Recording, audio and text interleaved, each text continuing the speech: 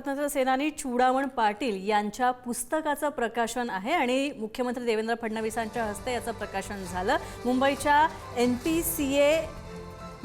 NCPA सभागृहामध्ये पुस्तक प्रकाशन सोहळा हा पार पडलेला आहे।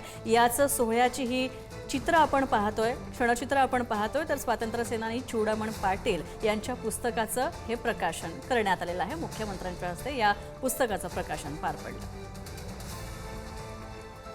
यामध्ये ज्यांनी